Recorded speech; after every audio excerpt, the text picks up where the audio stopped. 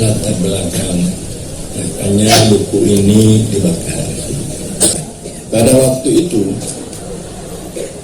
tantangan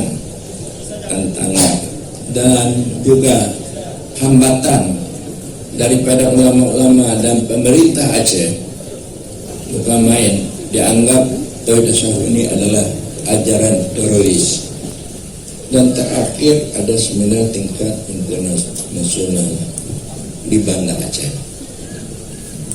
Pada waktu itu diundang oleh anak saya menghubungi Abu Tumin supaya bisa hadir. Abu Tumin mengatakan tidak ada doa. Menghubungi Abu Daud Tanzami untuk hadir pada seminar internasional. Abu Daud mengatakan, kalau saya hadir nanti saya sesat, umat sesat. Apa penyebab maka terjadi yang demikian itu tidak lain adalah daripada buku Abu Jamaluddin.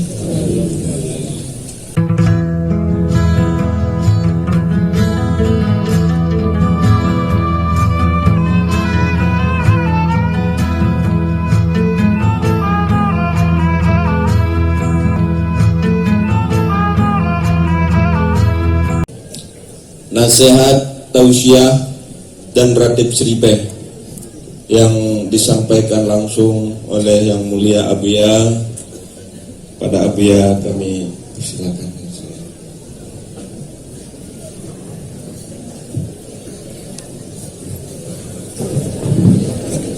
Assalamualaikum warahmatullahi wabarakatuh. Waalaikumsalam warahmatullahi wabarakatuh. Pada malam yang berbahagia ini kita telah dapat berkumpul sama-sama di pesantren dan salam yang begitu megah dan terkenal di Nusantara ini. Hadir bersama kita itu Bapak yang mewakili Kasrem, Bapak Kasrem dan kawan, dan juga Bapak Bupati Ramli, Ketua Ratib Seribeh, dan Abu Smira dan abu lainnya, dan juga yaitu Wali Nanggro yang baru, itu Kepala Dinas Syariat Islam Bapak Dola Sukri, dan juga para semua kita di seluruh Aceh telah menyempatkan hadir, dan juga di Jakarta, di Manado, dan juga di tempat-tempat lainnya. Para hadirin hadirat sekalian, apa latar belakang makanya buku ini dibakar? Bagaimana dimaklumi, orang yang paling setia di Darussalam ini dari seluruh anak-anak almarhum Abuya Mudawali, di antara lain yang paling setia saya, sebab saya istiqamah, yaitu tinggal di Darussalam, mengajar di Darussalam sudah 40 tahun atau 50 tahun lebih kurang. Makanya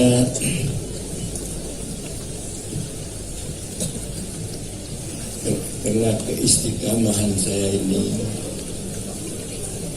oleh Allah memberikan kepada saya, yaitu ajaran Tauhid Tasawuf dan Tauhid.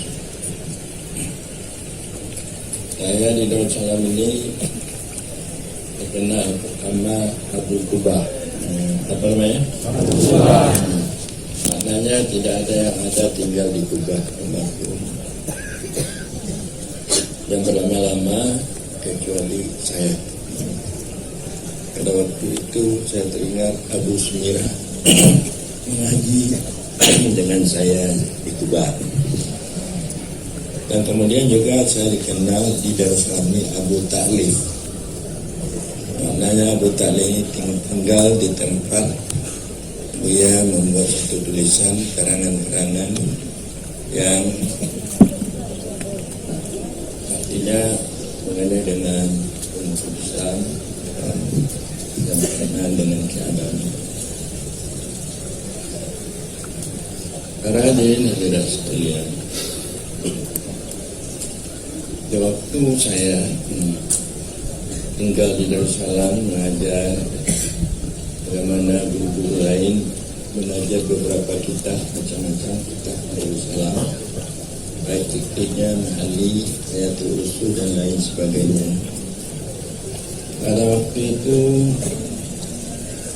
saya juga masih was-was di dalam menempuh kehidupan ini. Was-was artinya ragu-ragu masa depan, baik mengenai rezeki dan mengenai dengan yaitu jamaah-jamaah yang bisa saya rangkul untuk menyampaikan ilmu saya, ilmu dari pondok pesantren. Para hadirin hadirat sekalian, hanya saya berpikir apa sebab maka saya was-was atau ragu di dalam kehidupan. Padahal Allah telah mengatakan di dalam Al-Quran, wa may yattaqillaha yaj'al lahu makhraja wa yarzuqhu min haitsu la yahtasib. Siapa yang bertakwa kepada Allah, maka Allah akan memberikan jalan keluar di dalam menempuh kehidupan. Dan Allah memberi rezeki yang tidak dia sangka-sangka. Di mana datangnya? Maka dari itu saya balik-balik kitab tafsir. Apa itu yang dimaksud dengan yaitu takwa itu bagaimana? Makanya takwa itu banyak ada 3 syaratnya. Pertama, kita tidak boleh mensyirikkan Allah, baik syirik jali atau syirik khafi. Syirik jali artinya menyembah selain Allah. Dalam Allah itu ada sifat-sifat ketuhanan pada dirinya. Jadi kita harus menghilangkan sifat-sifat ketuhanan pada selain Allah, pada makhluk, pada manusia dan juga menghilangkan syirik hati. Jangan sangat tersangkut hati kita kepada lain. Lihat kita perbuatan selain Allah, sifat selain Allah, wujud selain Allah, sehingga dapat menghijab kita dengan Allah oleh makhluk dan oleh diri kita, supaya kita lepas daripada syirik yang tersembunyi. Kemudian juga kita tidak boleh melakukan maksiat, artinya melanggar perintah Allah dan juga melakukan yang dilarang oleh Allah, baik dalam segi ibadah dan makhluk. Dan ketiga, tidak boleh terhijab Allah oleh alam dan oleh diri kita. Apa yang kita lihat kita itu harus sampai ingatan kita kepada Allah, dengan makna semua makhluk ini adalah bekas perbuatan Allah.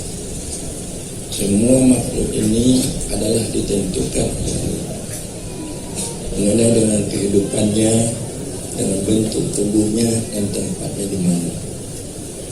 Semua makhluk dan kita ini datang dari Allah. Jadi bila mana ketakwaan yang mempunyai 3 cara yang seperti itu, makanya apapun masalah yang kita hadapi, kita diberikan oleh Allah jalan keluar, dan kita Allah memberikan rezeki yang tidak ada kita sangka-sangka. Di mana datangnya rezeki? Para hadirin hadirat sekalian, saya jangan terhijab oleh makhluk, oleh alam ini akan keberadaan Allah. Makanya kita harus belajar bahwa alam ini tersusun dari dua tingkatan. Ada alam khalqiyah, ada alam uluhiyah. Alam uluhiyah wujudnya adalah Allah. Alam khalqiyah wujudnya ini adalah limpahan daripada wujud Allah. Jadi kita tidak hanya melihat kepada alam khalqiyah, kita harus dapat berangkat kepada alam uluhiyah. Jadi itu adalah merupakan perjalanan tasawuf dan ilmu kesucian. Supaya kita dapat, setelah kita meningkat ingatan kita kepada alam uluhiyah, barulah dapat kita bermakrifat Tuhan yang Maha Esa, lepas daripada syirik gali dan lepas daripada syirik. Makanya telah saya mencoba-coba dari ilmu yang seperti itu, tasawuf dan kesucian, alhamdulillah nampaknya itu betul janji Allah di dalam Al-Quran.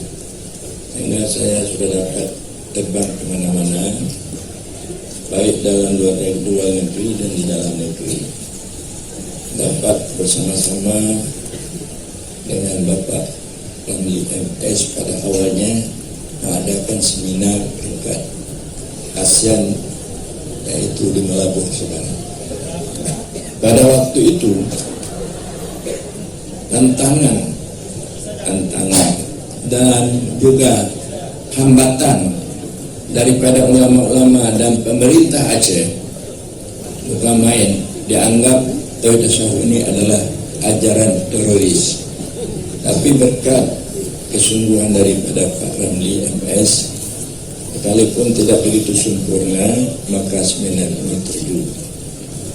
Dan begitu juga seminar dengan Bapak Jupri di Bang Pidi juga terwujud dengan baik.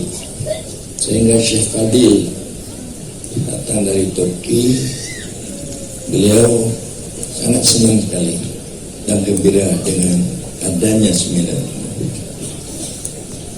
Dan terakhir ada seminar tingkat internasional di Banda Aceh.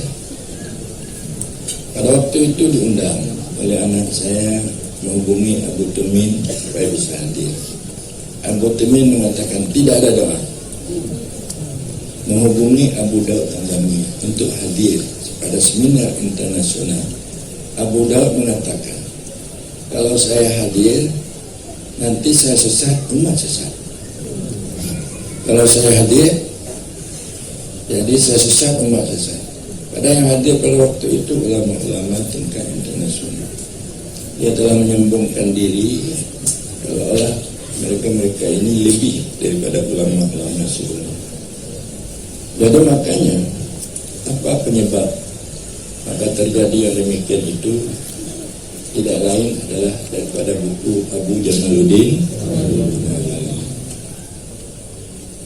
bahwa adik saya Wali telah sesat, telah saya membawa ajaran sesat, di mana beliau yaitu berpendapat dengan Abdul Karim Al-Jili mengembalikan damir ruah kepada insan kamil, pada Muhammad. Padahal Abdul Karim Al-Jili ini adalah kutub agama yang diakui oleh seluruh dunia. Dia mengembalikan damir ruah kepada insan yang tidak ada wujudnya lagi. Orang yang telah panah telah sampai kepada panah filah sufi. Karena di dalam ajaran tasawuf ini diterangkan bahwa bagaimana kita maklumi bahwa nafsu ini adalah kumpulan daripada tubuh dan nyawa, itu dikatakan nafsu. Jadi nafsu itu menurut hadis yang disampaikan hadis qudsi, semusuh-musuh yang saya jadikan musuh untukmu adalah nafsu yang ada dari dua lembumu. Jadi manusia ini yang paling musuh yang diciptakan adalah nafsu. nafsu. Bila mana nafsu ini tidak dapat diperbaiki. Jadi nafsu ini ada mempunyai sifat-sifat. Jadi tubuh dan nyawa yang ada dalam batin kita ini ada punya sifat. Pertama adalah nafsu amarah. Nafsu keinginannya kepada dunia ini berbunga-bunga, tidak habis-habis, baik yang halal atau yang haram. Dia melihat dunia ini sangat cantik sekali. Dia tidak peduli apakah halal atau haram. Ini nafsu amarah. Nafsu amarah sebagaimana Al-Quran mengatakan la ubari'u nafsi inna nafsa la ammaratun bisu. Tidak aku lepaskan nafsuku ke dalam busuk, karena nafsu ini selalu memerintahkan kepada yang jahat. Nafsu amarah. Jadi nafsu amarah ini dia jauh dengan Allah, jauh. Dia dekat dengan dunia. Ini nafsu amarah. Kemudian ada istilahnya nafsu lawamah. Nafsu lawamah ini sudah mulai dekat, tetapi masih banyak juga terpengaruh oleh hawa nafsu. Jadi imbang, berbuat taat ibadat iya, berbuat maksiat kesalahan iya juga. Jadi nafsu apa namanya? Lawamah. Ini senang makhluk melakogok mengaci. Nyar ibu-ibu nalaya anak aneh.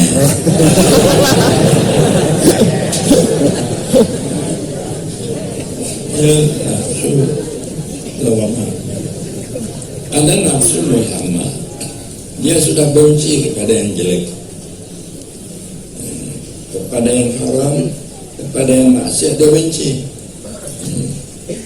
Dan dia suka kepada yang taat. Tetapi untuk melakukan taat itu agak berat. Untuk melakukan taat itu keinginannya untuk yang jelek tidak ada lagi. Karena melakukan yang taat ini agak berat. Ini dikatakan nafsu mulhamah. Bisikan-bisikan malaikat untuk mendorong dia untuk berbuat taat yang selalu ada, tapi melakukan agak berat. Was-was telah mulai hilang. Nafsu mulhamah. Kemudian naik lagi kepada nafsu mutmainnah. Nafsu mutmainnah ini dia sudah senang untuk melakukan ibadat, tidak merasa berat. Untuk menjauhkan maksiat dia sudah mudah, tidak juga merasa dia susah.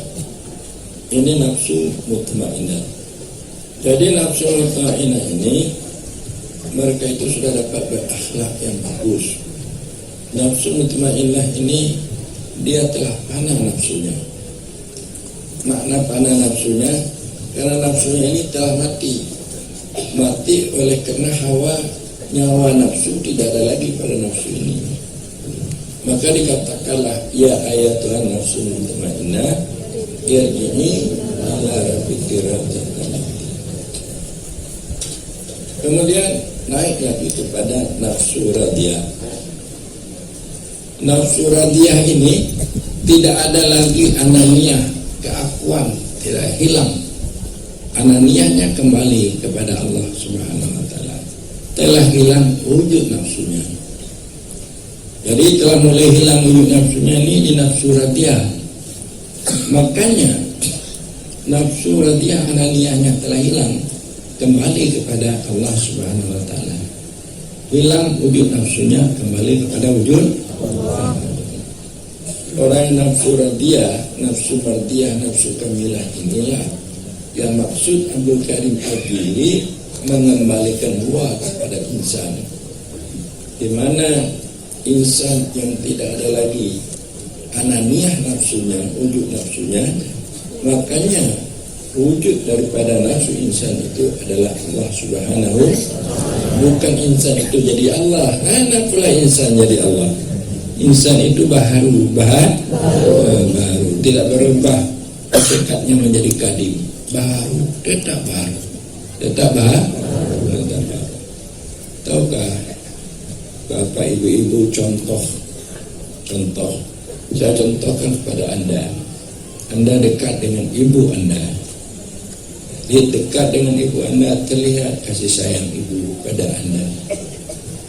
Apa yang dilakukan oleh ibu di masa kecil sampai sekarang, kasih sayang ibu itu dapat menghilangkan ingatan Anda kepada diri Anda, sehingga Anda mengatakan, saya adalah ibu, saya adalah ibu. Apakah dia itu sudah jadi ibu? Tidak, yang dia. Tetapi karena kuat sifat daripada kasih sayang hebatkan ibu, kuat daripada cahaya dari ibu, maka dia hilang ingatannya kepada dirinya. Dia mengatakan, saya adalah ibu, bukan dengan pengertian saya menjadi ibu. Hilang wujud saya dalam wujud ibu. Jadi begitulah ingatan, kekuatan, cinta, rindu, kasih sayang. Saya melihat dewasa ini, angkutan cinta, rindu, kasih sayang Anda kepada dunia melebihi cinta, rindu Anda, kasih sayang kepada Allah Subhanahu wa Ta'ala. Ke laut, dia rindu kasih sayangnya kepada ikan, sehingga dia siap. Apa siap? Artinya mati untuk mencari ikan. Walaupun badai sekalipun dia siap mati. Karena begitu rindu dan cintanya mereka. Begitu juga orang kepada dunia pangkat, dia siap untuk putus silaturahmi, mengadakan permusuhan karena cinta kepada pangkat. Padahal pangkat itu sementara, ikannya tidak. Menyo Allah itu adalah selama-lamanya. Allah bersifat bakar, jadi yang lainnya bersifat fana. Mengapa kita tidak rindu? Kita tidak dapat menghabiskan wujud pandangan kita kepada Allah. Ini karena tidak ada ajaran tasawuf dan kesufian. Ajaran tasawuf dan kesufian inilah penyebab Islam itu kuat. Karena ajaran tasawuf dan kesufian ini untuk meningkatkan keimanan, supaya dapat dia bermanfaat. Jadi kekuatan Islam di situ. Dulu pada masa awal, pada masa sahabat-sahabat Rasul berjuang, berperang, mereka itu dengan orang Parsi, dengan orang Roma. Pada orang Rom itu punya senjata, kekuatan tentara yang kuat. Tapi Islam tidak punya apa-apa, cuma pedang dan pedang. Tapi bisa mengalahkan. Bagaimana alat berat punya senjata yang kuat dapat dikalahkan oleh Islam pada masa itu oleh sahabat-sahabat. Mengapa? Karena imannya, karena imannya telah penuh cahaya makrifat dalam hatinya. Jadi inilah maksud Al-Quran mengatakan, wa may yatawallallaha wa rasulahu waladina amanu fa inna hizballah humul ghalibun. Siapa yang menjadikan Allah pemimpinnya dan menjadikan Muhammad pemimpinnya dan orang-orang yang beriman kami pemimpinnya, sesungguhnya tentara-tentara Allah akan membantunya. Tentara-tentara Allah akan membantu.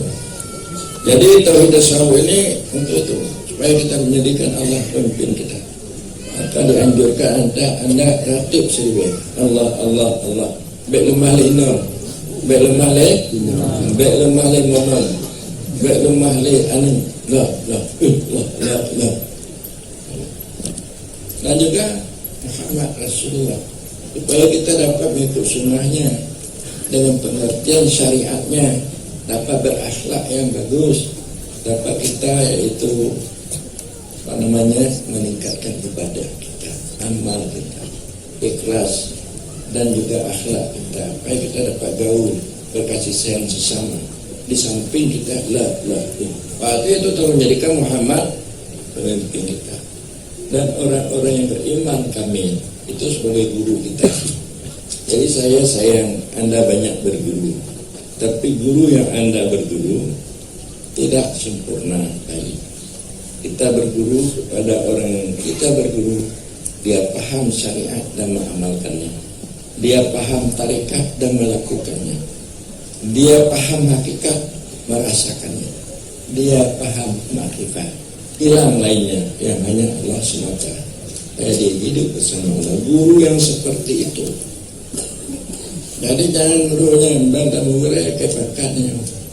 Gue bakat dipilih jadi anggota DPR. Dipilih jadi bupati. Jadi yang guru mah gurunya. Ini juga.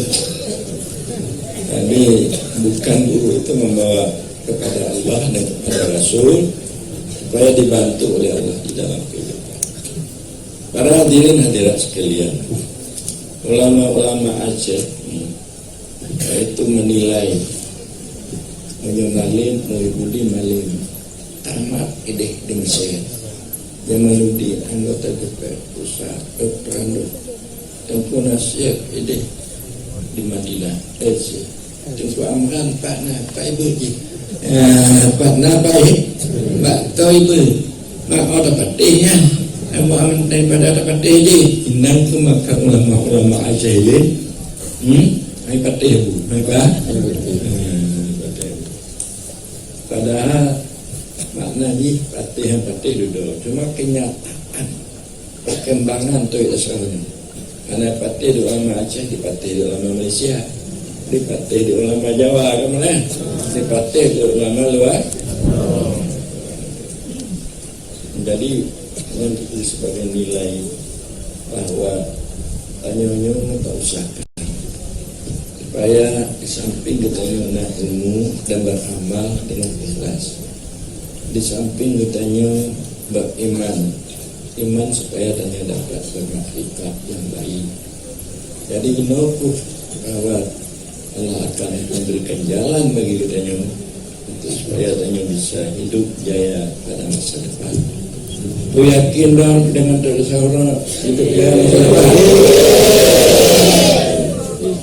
jadi ulun kalang kunoa Abang Jamaludin lo lempur tidak macam di krok kuno krok kedih kalang kunoa kalang kunoa nanya kunoa Bandung kalang kunoa karena akhirnya kenai nyok ya lah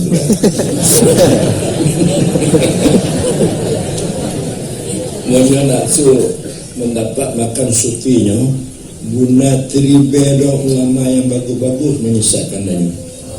Padahal yang mungkin Junaid kalau tadi menyuhana dalam 1000 ulama yang abrar menyesatkan dia, menyalahkan dia, menuduh dan zindik itu belum dia dapat makan untuk menjadi makan bermakan sufi. Malunya lena teribel lana yang landong. Makna bukan tak teribel ulama yang baik-baik, yang baik bah. Baik.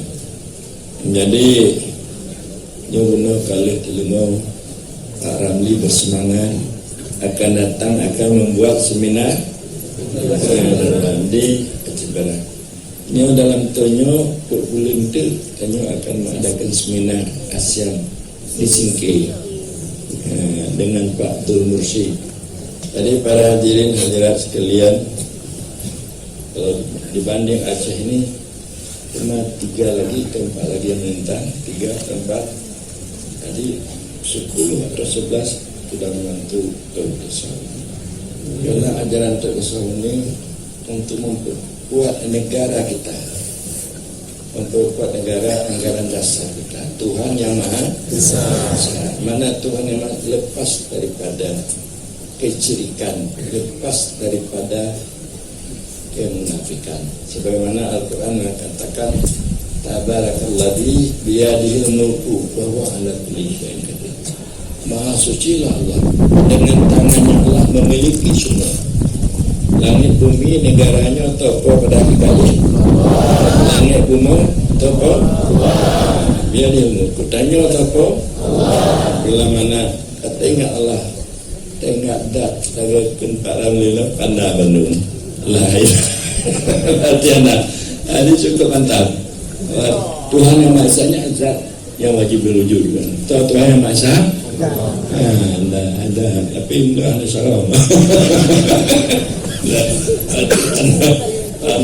Dia tidak teringat yang lain. Allah ada anak Tuhan yang Maha Esa. Dia Esa tidak sama dengan kita. Waktu kita ingat dia, hilang lainnya, hilang kita. Karena dia sangat dekat dengan kita. Nahnu aqrabu ilaihi min hablil warid. Karena dekatnya Allah, maka tidak terlihat lagi kita. Jadi bila mana tanya, tidak terlihat lagi tanya, berarti tanya telah bersamanya. Lain tempat tuhnya, punya anak teringat teringatnya, tanya bersamanya. Ingat tanya teringatnya, berpisah dengannya. Berpisah dengannya. Jadi yang kuat dia matilah ilahullah. Bertengah dia tanya zikirnya, bertengah Allah, berarti dia bersamanya. Dikatakan zikir ma'al ghaibah, zikir sufi, karena telah penuh dengan cahaya makrifat.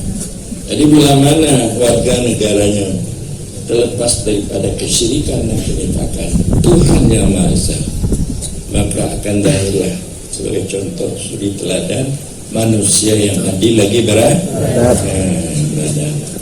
Adil lagi beradab. Berarti dia taat, dia berakhlak bagus, dia hidup berkasih sayang, dia dapat bantu-bantu untuk jalan kebaikan. Maka terjadilah kesatuan. Kesatuan yang maksudnya kasih sayang. Kasih sayang. Kesatuan negara Republik kasih sayang. Supaya berkasih sayang Jawa dengan Aceh. Papua Bele Pomo. Lagi berkon. Hai tanggung deh. Hai tetang. Jadi ini kalau Bapak Parangli, ini bagaimana hanya berpacu-pacu cara berpikir, cara berbuat, cara melahirkan yang baik-baik. Baik berpacu-pacu boleh hanya poh-poh anak kembali, supaya tanya hidup aman, damai, sejahtera itu di negara yang cintai.